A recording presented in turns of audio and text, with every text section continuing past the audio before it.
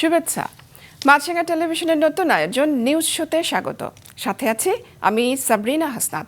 দিনের গুরুত্বপূর্ণ সংবাদের পাশাপাশি থাকবে রাজধানীর বাইরের আপডেট, এছাড়াও বাণিজ্য, সংস্কৃতি এবং ক্রীড়া সহ আন্তর্জাতিক নানান খবর। প্রথমেই সারাদিনের নিউজ আপডেট। দর্শক, আপনারা জানেন পাকিস্তানের উপপ্রধানমন্ত্রী ও পররাষ্ট্রমন্ত্রী ইসাক দার বাংলাদেশ সফর করছেন। দীর্ঘদিন পর দেশটির পররাষ্ট্রমন্ত্রী ঢাকায় এলেন। তবে সফরের দ্বিতীয় দিনে আজ তার একটি মন্তব্যকে কেন্দ্র করে আলোচনা এবং সমালোচনা শুরু হয়েছে বিভিন্ন গণমাধ্যম এবং সামাজিক যোগাযোগ মাধ্যমে। দুপুরে পররাষ্ট্র উপদেষ্টা মোহাম্মদ তৌহিদ হোসেনের সাথে বৈঠকের পর সাংবাদিকদের প্রশ্নের জবাবে তিনি দাবি করেছেন, দুই দেশের মধ্যে ৭১-এর ইস্যুটি ১৯৭৪ এবং ২০০২ সালে দুইবার নিষ্পত্তি হয়েছে। তবে তার সাথে একমত হয়নি পররাষ্ট্র উপদেষ্টা। তিনি জানান, গণহত্যার জন্য ক্ষমা প্রার্থনা, পাওনা অর্থ পরিশোধ এবং আটকে পড়া পাকিস্তানিদের ফেরত নেয়ার কথা আজও তাদেরকে বলা হয়েছে।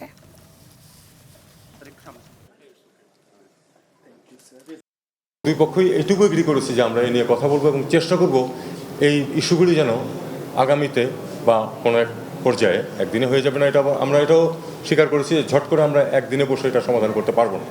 এত ২৪ বছরের ৫৪ বছরের ইস্যু। আমরা একমত হয়েছি যে আমরা এটা নিয়ে কথা বলবো আলাদাভাবে, এমনভাবে যাতে করে এই জিনিসগুলিকে আমরা পেছনে ফেলতে পারি। উনি দাবি করেছেন যে ৭১-এর ইস্যুটি ৭৪ সালে একবার সলভ হয়েছে এবং আর্লি 2000 একবার সলভ হয়েছে। বাংলাদেশ কি যেটা একমত? আমি অবশ্যই একমত না। একমত হলে তো সমস্যাটা সমাধান হয়ে যেত তাইলে তাদের মতো করে, তাই না? আমি তো বললাম আপনাকে যে আমরা আমাদের অবস্থানটা বলেছি, ওনাদের অবস্থানটা বলেছি। দর্শক, এই বিষয়টি নিয়ে বিস্তারিত জানবেন আমাদের মাছরাঙার সন্ধ্যার সংবাদে। ব্রাহ্মণবাড়িয়া ২ এবং ৩ আসনের সীমানা পুনর্নির্ধারণের দাবি আপত্তির শুনানি চলাকালে নির্বাচন কমিশনে জেলাটির দুই পক্ষের মধ্যে হাতাহাতি হয়েছে। দুপুরে নির্বাচন কমিশন ভবন মিলনায়তনে প্রধান নির্বাচন কমিশনার এএমএম নাসির উদ্দিনের সভাপতিত্বে শুরু হওয়া ৪ দিনের শুনানির প্রথম দিনে কুমিল্লা অঞ্চলের ১৮টি আসনের শুনানি ছিল। সিইসি বক্তব্য দিচ্ছিলেন। এই সময় ব্রাহ্মণবাড়িয়ার ২ আসনের আবেদনকারীদের মধ্যে উত্তেজনা ছড়িয়ে পড়ে এবং এক পর্যায়ে হাতাহাতি হয়। এতে বিএনপি নেত্রী রুমিন ফারহানা এবং জাতীয় নাগরিক পার্টির যুগ্ম মুখ্য সংগঠক মোহাম্মদ আতাউল্লাহ লাঞ্ছিত হন বলে দুই পক্ষই দাবি করে। এনসিপি যুগ্ম মুখ্য সংগঠক আতাউল্লাহর অভিযোগ, তাদের উপর হামলা চালিয়েছেন বিএনপির সাবেক সংসদ সদস্য রুমিন ফারহানা ও তার সঙ্গে থাকা দলীয় নেতাকর্মীরা। অন্যদিকে রুমিন ফারহানার দাবি, প্রথমে তাকে ধাক্কা দেওয়া হয়েছে, তারপর তার লোকজন জবাব দিয়েছেন। তিনি নিজ দলের নেতাকর্মীদের প্রতিও ক্ষোভ জানিয়েছেন। যেটা ১৫ বছরে হয় নাই সেটা আজকে হয়েছে। অলমোস্ট আমার গায়ে ধাক্কা দিয়ে আমাকে ফেলে দেওয়ার চেষ্টা হয়েছে। যেই বিএনপির নেতা কর্মীদের জন্য গত ১৫ বছর লড়াই করলাম, তারা আমাকে এখন ধাক্কা দেয়। তো ঠিক আছে, ধাক্কার বদলে তো ধাক্কা আসবেই, তাই না? সেটাই হয়েছে। নির্বাচনের আগে একটা সীমানা নিয়ে যদি এইরকম আচরণ আমরা দেখি নিজের দলের মধ্যে, হু নোজ নির্বাচনে কি হবে। উনি যেহেতু খুব পরিচিত কোনো মুখ নন, উনি এনসিপি থেকে এসছেন না জামাত থেকে এসছেন আমি জানি না, তবে উনি প্রথম, আমি জানি না যার কথা আপনি বলছেন, একজন আমাকে ধাক্কা দিয়েছেন, পাঞ্জাবি পরা, হ্যাঁ একজন ধাক্কা দিয়েছেন। তারপরে আমার লোক তো বসে থাকবেন, আমি তো একজন মহিলা, এবং পরে যখন আমার লোকজনকে মারধর করেছে, আমার লোকজন জবাব দিয়েছে। এখানে বিএনপি সহ রুমিন ফারহানার লোকজন এখানে তারা শুনানিতে তাদের যুক্তিতর্ক উপস্থাপন করে। একটা পর্যায়ে আমি যখন আমার সময় আসে, আমি শুনানিতে দাঁড়াই। তো দাঁড়ানোর পরে আমাকে রুমিন ফারহানা তেড়ে গিয়ে আমাকে প্রথমে ধাক্কা দিয়ে আমাকে ফেলে দেয়, আমাকে কথা বলতে দেয় না, এবং তার যে গুন্ডা পান্ডা ছিল তারা আমাকে পায়ের নিচে ফেলে আমাকে পিষ্ট করে। এদিকে সংসদীয় আসন পুনর্নির্ধারণ নিয়ে বাগেরহাট, বরগুনা এবং যশোরেও অসন্তোষ দেখা দিয়েছে। বাগেরহাটে ৪টি সংসদীয় আসন বহাল রাখার দাবিতে আজ জেলা জুড়ে চলে অবরোধ, হরতাল। আর আসন পুনর্বহালের দাবিতে বরগুনা এবং যশোরে মানববন্ধন এবং বিক্ষোভ হয়েছে। ডেস্ক রিপোর্টে দেখুন বিস্তারিত। নির্বাচন কমিশনের বাগেরহাট ৪ সংসদীয় আসন বিলুপ্ত ও শ্রেণীবিন্যাসের প্রতিবাদে সকাল থেকে মোংলা খুলনা মহাসড়কের কাটাখালী, ফয়লা, দিগরাজ সহ বিভিন্ন পয়েন্টে অবস্থান নিয়ে সড়ক অবরোধ করে সর্বদলীয় রাজনৈতিক দলের সমর্থকরা। মোংলা রামপাল এটাকে কর্তন করে ২ এবং ৪-এর মধ্যে ঢুকায় দেওয়া হয়েছে, যা সম্পূর্ণ অযৌক্তিক এবং অসাংবিধানিক। এ সময় সড়কে বিক্ষোভ ও টায়ার জ্বালায় বিক্ষোভকারীরা। বন্ধ হয়ে যায় সকল ধরনের যানবাহন, খেয়া ও ফেরি চলাচল, মংলা সমুদ্র বন্দরের জেটি ও জাহাজের পণ্য খালাস কার্যক্রম। এতে চরম দুর্ভোগে পড়ে মানুষ। পরিবহন ব্যবস্থা বন্ধ আছে, খুলনা মোংলার যে যাতায়াত ব্যবস্থা এটা বন্ধ আছে, আমাদের বন্দরের কার্যক্রম এটা বন্ধ আছে, আমাদের নদীপথের যে কার্যক্রমগুলো ছিল এটা বন্ধ আছে। 5 আগস্ট এদেশ স্বাধীন হলো, যখন এদেশের জাতীয়তাবাদী ইসলামী শক্তি এই অঞ্চলের নেতৃত্ব দেবে, ঠিক সেই মুহূর্তে ভারতীয় রয়ের ফাঁদে পড়ে নির্বাচন কমিশন এখানে নেতৃত্ব শূন্য করে ভারতীয় স্বার্থে এই বন্দরকে ব্যবহার করার জন্য এই সিদ্ধান্তে তারা হাত বাড়িয়েছে। আমরা অবশ্যই মনে করি এটা একটা বড় ধরনের ষড়যন্ত্র, আসন বিলুপ্ত করা এই প্রস্তাবনা। আমাদের অধিকার হরণ করা হয়েছে, 4টি সংসদীয় আসন আমাদেরকে ফিরিয়ে দেবে। তা না হলে আমরা যা যা করার প্রয়োজন রাজপথে আন্দোলন সংগ্রাম সেটা করব। মোংলা শিল্পাঞ্চলের প্রায় 23টি সিমেন্ট কারখানা, গ্যাস সহ সকল শিল্প কারখানা বন্ধ হয়। কাজে যোগ দিতে পারেনি শ্রমিকরা। কর্মসূচি সকাল 6টা থেকে শুরু হয়ে বিকেল 5টা পর্যন্ত চলে। এদিকে সাবেক 3টি সংসদীয় আসন পুনর্বহালের দাবিতে সকালে বরগুনায় মানববন্ধন করেছে সর্বস্তরের নাগরিকবৃন্দ। যশোর 3 ও 6 আসনের সীমানা অপরিবর্তিত রাখার দাবিতে বিক্ষোভ মিছিল করেছে যুব দলের নেতাকর্মীরা। কাউসার আহমেদ, মাছরাঙা, নিউজ শো। চট্টগ্রামের সীতাকুণ্ডের চন্দ্রনাথ পাহাড়ে মসজিদ নির্মাণের উদ্যোগের খবরটি পুরোপুরি গুজব বলে উড়িয়ে দিয়েছেন ধর্ম উপদেষ্টা আ.ফ.ম. খালিদ হোসেন। দুপুরে চট্টগ্রাম সার্কিট হাউসে সাংবাদিকদের সাথে মত বিনিময় করছিলেন তিনি। এক প্রশ্নের জবাবে উপদেষ্টা বলেন, সাম্প্রদায়িক সম্প্রীতি বিনষ্ট হয় এমন বিতর্কিত কোনো পদক্ষেপ নেবে না সরকার। ফেসবুকে ছড়ানো পোস্টগুলো ভিত্তিহীন। আমরা সবসময় শান্তিপূর্ণ সহাবস্থানের পক্ষে। মসজিদ যদি কারো তৈরি করতে হয় তাহলে তো মুসলিম পপুলেটেড এরিয়া আছে, চন্দ্রনাথের পাহাড়ের উপরে মসজিদ বানাতে যাবে, ওখানে নামাজ পড়তে যাবে কে? এটা আসলে গুজব, এটার কোনো ভিত্তি নাই। স্বল্পোন্নত দেশ থেকে উত্তরণের পর বিশ্ববাজারে প্রবেশাধিকার, বাণিজ্য সুবিধা, রপ্তানিমুখী উৎপাদন ও পণ্য বহুমুখীকরণ সহ নানা সমস্যায় পড়তে হবে দাবি করে ব্যবসায়ীরা এলডিসি থেকে উত্তরণের বিষয়টি আরও 3 বছর পেছানোর দাবি জানিয়েছেন। আজ রাজধানীতে ঢাকা চেম্বারের আয়োজিত সেমিনারে বলা হয়, বিভিন্ন খাতে প্রবৃদ্ধি হওয়া সত্ত্বেও প্রায় সব খাতেই রয়েছে বৈষম্য। জানানো হয়, অস্থিরতা রয়েছে ব্যাংকিং খাতে, রপ্তানির তুলনায় আমদানি ব্যয় বেশি, আর দেশে যেসব অর্থনৈতিক অঞ্চল করা হয়েছে তার সবগুলোতেই তৈরি করা হয়নি রাস্তা, সুযোগ সুবিধা নেই বিদ্যুৎ আর গ্যাসের, অভাব রয়েছে দক্ষ জনশক্তি আর সহায়ক শিল্পের। এসটিএস-এ বাস্তবায়ন সময় উল্লেখ করে সেক্টর স্পেসিফিক প্ল্যান প্রণয়ন করতে হবে এবং তা দ্রুত ইমপ্লিমেন্ট করতে হবে। এলডিসি গ্র্যাজুয়েশনের পরে market access, trade facilitation, export oriented manufacturing support and export ডাইভার্সিফিকেশনের ক্ষেত্রে বাংলাদেশকে মাল্টিপল চ্যালেঞ্জের মুখোমুখি হতে হবে। একটি শক্তিশালী ট্রানজিশন স্ট্র্যাটেজি বাস্তবায়ন করা এবং প্রোডাক্ট ডাইভার্সিফিকেশন নিশ্চিত করার জন্য এলডিসি গ্র্যাজুয়েশনকে কমপক্ষে 3 বছরের জন্য পিছিয়ে দেওয়া দরকার, যাতে ব্যবসা বাণিজ্য কম্পিটিটিভনেস রক্ষা করা যায়। দর্শক, পর্যটকদের পছন্দের অন্যতম স্পট সাজেকে কিছুদিন আগে অগ্নিকাণ্ডের রিসর্ট এবং কটেজের ব্যাপক ক্ষয়ক্ষতির কথা আপনাদের মনে থাকার কথা। অভিযোগ ছিল খেয়াল খুশি মতো সেখানে এইসব স্থাপনা বানানোর। তাই সিদ্ধান্ত হয়েছে এখন থেকে প্রশাসনের কাছ থেকে আগেই নিতে হবে লাইসেন্স এবং নকশার অনুমোদন, মানতে হবে বেশ কিছু শর্ত। রাঙামাটি রিপোর্টার শঙ্কর হরের তথ্য ছবিতে নিউজ শো প্রতিবেদন। মেঘের রাজ্য সাজেক, প্রকৃতির এক অপরূপ লীলাভূমি, যেখানে আকাশের সাথে দোল খেলে মেঘের ভেলা। পর্যটকদের আগ্রহের বিষয়টি মাথায় রেখে 2014 সাল থেকে ধীরে ধীরে সাজেকে গড়ে ওঠে অসংখ্য রিসোর্ট, কটেজ, যার কোনোটিরই নেই অনুমোদন। ছোট্ট পাহাড় টিলায় যত্রতত্র একের পর এক রিসোর্ট, কটেজে নেতিবাচক প্রভাব পড়তে শুরু করে স্থানীয় জনগোষ্ঠীর ঐতিহ্য, কৃষ্টি কালচারে। শুধু তাই নয়, এই বছরের শুরুতে ভয়াবহ এক আগুনে সাজেকে পুড়ে যায় প্রায় 100 রিসোর্ট, কটেজ ও বসতঘর। অভিযোগ রয়েছে কোনো নিয়ম না মেনে পাশাপাশি একের পর এক রিসোর্ট, কটেজ গড়ে তোলার কারণে এত বড় ক্ষয়ক্ষতি হয়। তবে নয়নাভিরাম সৌন্দর্য ধরে রাখতে ঘিঞ্জি সাজেক থেকে এবার পরিকল্পিত সাজেক গড়ে তুলতে সরকার নিয়েছে বেশ কিছু পরিকল্পনা। সেখানে কটেজ রিসোর্ট করতে হলে ব্যবসায়ীদের মানতে হবে বেশ কিছু শর্ত। তার মধ্যে রিসোর্টগুলোর দূরত্ব অন্তত 10 ফুট হতে হবে। একটি ব্লকে কয়েকটি রিসোর্ট তৈরি করা, 2 তলা সমপরিমাণ উচ্চতা, পর্যটকের অগ্নি নিরাপত্তা, পানিসহ অন্যান্য সুবিধাগুলো নিশ্চিত করতে হবে। আর এতেই মিলবে লাইসেন্স। প্রতি বছর করতে হবে নবায়ন। যারা এসব নিয়ম মানবে না তাদের নবায়ন সুযোগ দেওয়া হবে না। নতুন এই শর্তের ভিত্তিতে সম্প্রতি 72 ব্যবসায়ীকে লাইসেন্স ও নকশা প্রদান করে কর্তৃপক্ষ। এরই মধ্যে এই কার্যক্রম শুরু করেছে জেলা পরিষদ। লাইসেন্স পাওয়া মানে আমরা সরকারের কাছে জবাব দিতে বাধ্য থাকবো। সরকার যে কোনোভাবে আমাদের কন্ট্রোল করতে পারবে এবং আমরা আমাদের গেস্ট যারা আসবে, আমাদের সম্মানিত অতিথি, তাদের সার্ভিসটা আমরা পুরো 100% কমপ্লিট করতে পারি। এটার জন্য লাইসেন্স পাওয়াটা খুব জরুরি ছিল। আগে আমার লাইসেন্স ছিল না, এখন লাইসেন্সের কারণে আমি লোনটা পেতে পারি। এখানে যাতায়াত পাশাপাশি পানির যে ব্যবস্থা সেটা থাকবে। আশা করি মানুষজনের চলাচল থেকে শুরু করে মানে প্রকৃতি যে দেখতে আসে সেই দেখতেও কোনো সমস্যা হবে না। আশা করি আমরা সুন্দর এবং নিরাপদ সাথে সবাইকে উপহার দিতে পারবো। লাইসেন্স ও নকশার ফলে রিসোর্ট তৈরি ও ব্যবসায় শৃঙ্খলা ফিরবে, তাই উদ্যোগকে স্বাগত জানালেন ব্যবসায়ী নেতারা।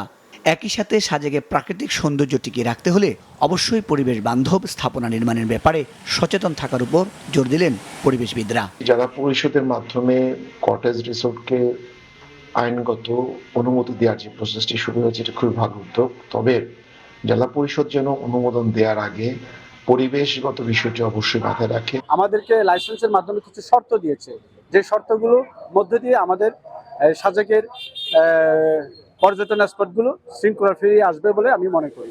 সাজেকে পর্যটন শিল্পের উন্নয়ন এবং প্রাকৃতিক সৌন্দর্য নষ্ট করা রোধ করতেই এমন উদ্যোগ বলে জানালেন জেলা পরিষদ চেয়ারম্যান। এখানে অলরেডি আমরা ফায়ার ব্রিগেডের সঙ্গে কথা বলেছি।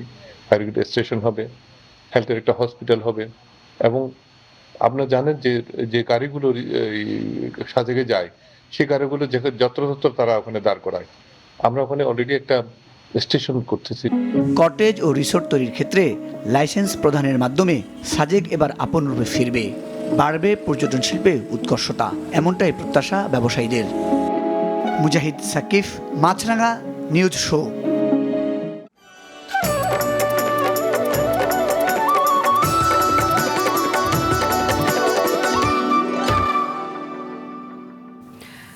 বাংলা ভাষার ব্যান্ড লেজেন্ড আইয়ুব বাচ্চুর 63তম জন্মবার্ষিকী ঘিরে সম্প্রতি বন্দরনগরীতে হলো রূপালী গিটারের গল্প শিরোনামে বর্ণাঢ্য অনুষ্ঠান। নাজমুল সাদিকের রিপোর্ট। ক্যামেরার সাথে ছিলেন রবিউল টিপো।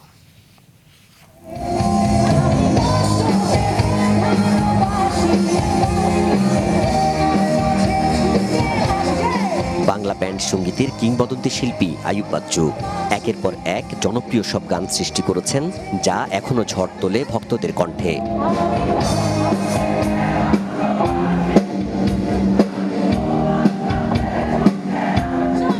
তবে ব্যান্ড সঙ্গীতের পাশাপাশি তিনি সুরপ্রেমীদের হৃদয় নিংড়ানো শ্রদ্ধা আদায় করে নিয়েছেন গিটারের সুরে। এই গিটার জাদুকর এখন না ফেরার দেশে, তবে তিনি এখনো জীবন্ত, ভক্ত প্রিয়জন সহ সঙ্গীত প্রেমীদের ভালোবাসায়, কণ্ঠে, সঙ্গীতে, গিটারের ঝংকারে।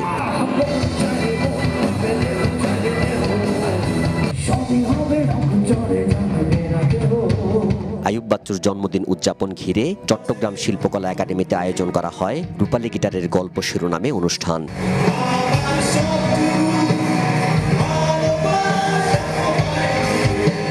ভালোবেসে শিল্পীর জন্মদিন উদযাপনে আসেন আইয়ুব বাচ্চুর প্রথম জীবনের গিটার শিক্ষকও। তার স্মৃতিচারণে যেন ফিরে ফিরে আসছিলেন শিল্পী। তাকে যখন আমি শেখাতাম, খুব সহজে সে যে কোনো লেসন ধরে ফেলতে পারত এবং আমি একদিন বলছিলাম যে বাচ্চু একদিন সত্যিকারের স্টার হবে। আসলে সত্যি স্টার হয়েছে, এটা আমাদের গর্ব, আমার গর্ব। আইয়ুব বাচ্চুর জন্মদিনে চট্টগ্রাম শিল্পকলায় হাজির ছিলেন তার একসময়ের সহশিল্পীরাও। শোনান শিল্পী বাচ্চুর জীবনের নানান গল্প।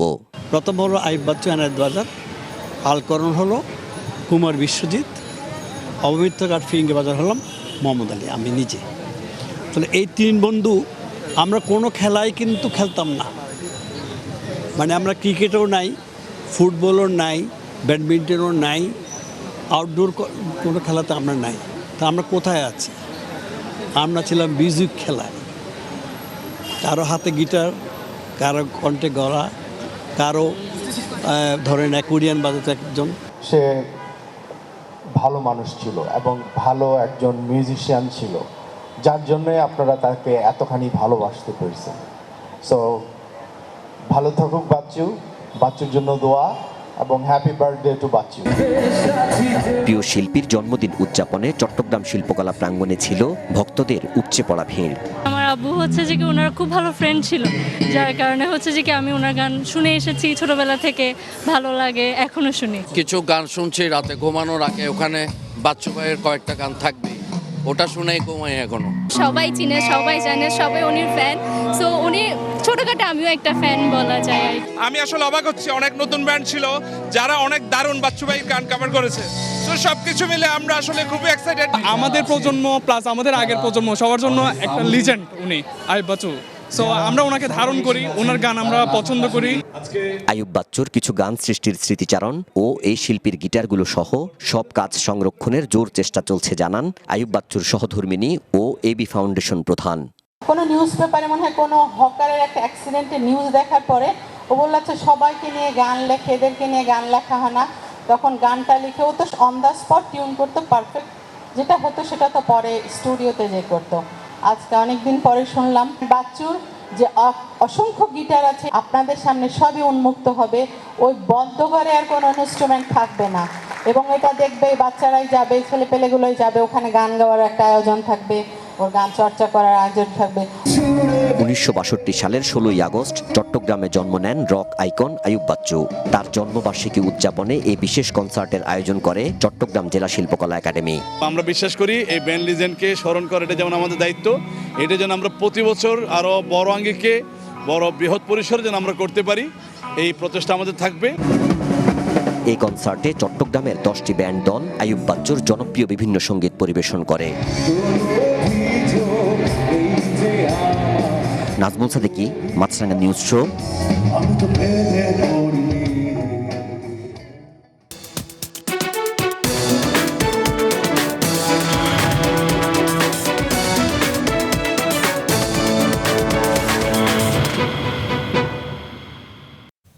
জার্মানিতে এ মাসের 20 তারিখ থেকে শুরু হয়েছে ভিডিও গেম মেলা। গেমসকম নামে পরিচিত এই আয়োজন বিশ্বের সবচেয়ে বড় গেম ফেস্টিভ্যাল হিসেবে পরিচিত। আজই মেলার শেষ দিন।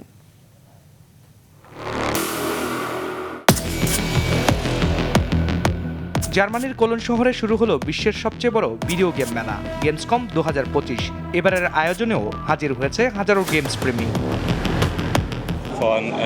পুরনো গেম হলেও এগুলো খারাপ নয়, এখনকার গ্রাফিক্স অনেক উন্নত হলেও ক্লাসিক গেমের আলাদা মজা আছে।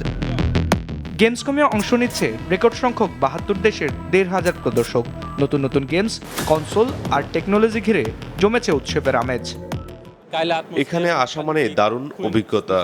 এমন সব গেম চেষ্টা করা যায় যেগুলো এখনো বাজারে আসেনি। বড় বড় স্টলের পাশাপাশি প্রদর্শনীতে সাজানো রয়েছে ব্যতিক্রমী চরিত্রভিত্তিক মডেল আর মাস্কট শো। এবারে নতুন ট্রেন্ড হলো ব্লকবাস্টার 2 গো, অর্থাৎ হ্যান্ডহেল্ড কনসোল। নিনটেন্ডো সুইচ 2 আর এক্সবক্স হ্যান্ডহেল্ড ঘিরে ভক্তদের উন্মাদনা তুঙ্গে। গেমসকম বিশ্বের সবচেয়ে বড় গেম ফেস্টিভ্যাল। ছোট বড় গেম, ই স্পোর্টস, কসপ্লে সবকিছুই এখানে মিলছে। রাজনীতিবিদরাও বাদ যাননি এই উৎসবে। কসপ্লেয়ার থেকে শুরু করে মারিও কার্ট খেলা সবকিছুতেই অংশ নেন তারা। আমরা প্রতি বছর আসি।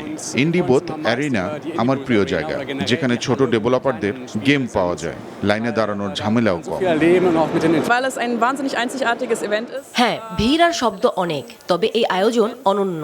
প্রতি বছরই আবার আসতে ইচ্ছে করে। গেমসকম 2025 শুধু নতুন গেম বা কনসোল নয়, বরং গেমস সংস্কৃতির এক মহা উৎসব, যা জার্মানির কোলন শহরকে এক সপ্তাহের জন্য গেমস দুনিয়ার রাজধানীতে পরিণত করে। রায়হান শোভন, মাছরাঙা নিউজ শো। দর্শক, এবারে খেলার খবর। রোজি জাতীয় নারী হ্যান্ডবলে আলো ছড়াচ্ছেন নওগাঁর অতসী রানী। অন্যের বাসায় কাজ করেও যিনি খেলাধুলা ছাড়েননি, স্বপ্ন তার জাতীয় দলে বাংলাদেশের প্রতিনিধিত্ব করার। নাজমুল হোসেনের ক্যামেরায় আসমাউল মুত্তাকিনের রিপোর্ট। আমি বলতে পারবো। আপনি আপনার মতো করে বলেন। না বলেন। আমি তো অতটা কিছু ভাবিনি। কণ্ঠ কাপা কাপা, সেই কণ্ঠেই অতসী জানালেন গণমাধ্যম নিয়ে তার ভয়ের কথা। জি না। রুচি জাতীয় নারী হ্যান্ডবলে নওগাঁ জেলার হয়ে খেলছেন অতসী। জন্মের আগেই হারান বাবাকে, মা কাজ করেন অন্যের ঘরে। পরিবারে বাড়তি উপার্জন এনে দিতেই একই রকম কাজ করেন অতসীও। মৌসুমে ধান কাটার কাজও করেন তিনি। তবুও পড়াশোনা থেমে থাকেনি খেলাধুলাও। কাজ করবার লাগে আমার হচ্ছে মানে সেভাবে আমি স্কুল করতে পারতাম না, স্কুল মানে প্রায় করতামই না, শুধু ওই পরীক্ষার আগের দিন এসে ফি জমা দিতাম আর পরীক্ষা দিতাম। আমরা মা মেয়ে তো কাজ করছি, কিন্তু টাকা না দেওয়া বেগরে শেষে আমি জানতে পারলাম যে হচ্ছে সময় শেষ হয়ে গেছে, সেই জন্য আমি পরীক্ষাটা দিতে পারি। অতসীর ভালো লাগে ক্রিকেট এবং ফুটবল। তাকে হ্যান্ডবলে আনেন এক মাসি, যিনি একসময় হ্যান্ডবল খেলতেন। নবম শ্রেণীতে পড়ুয়া অতসী এখন স্বপ্ন দেখেন জাতীয় দলের হয়ে খেলার। প্রতিনিয়ত স্বপ্ন দেখি খেলা নিয়ে, সেটা হচ্ছে মানে জাতীয় দলে খেলা আমার খুব ইচ্ছে। আমি টিভি কিংবা মোবাইলে দেখি, সেভাবে আমি খেলবো। জেলা দল তৈরি করতে গিয়ে অতসীকে খুঁজে পান নওগাঁর কোচ সুলতান আলী কবির। তার নৈপুণ্যে মুগ্ধ তিনি। যুব প্লেয়ার হিসাবে ও বেশ আগায় আসতেছে, যাকে বলে প্রমিজিং। যদি ভবিষ্যতে আরো ভালো খেলে, সুযোগ যদি পায়, হয়তো বাংলাদেশ টিমও জায়গা করতে পারে। অতসী যেন গ্রাম বাংলার সেই প্রতিভারই প্রতিচ্ছবি, যার কঠোর পরিশ্রম করে সবকিছুকে জয় করে এগিয়ে যায় সামনের দিকে। আসমাউল মুত্তাকিন, মাছরাঙ্গা, নিউজ শো। দর্শক, এই ছিল আজকের মতো। আমাদের পরের আয়োজন সন্ধ্যার মাছরাঙা সংবাদ দেখার আমন্ত্রণ রইল।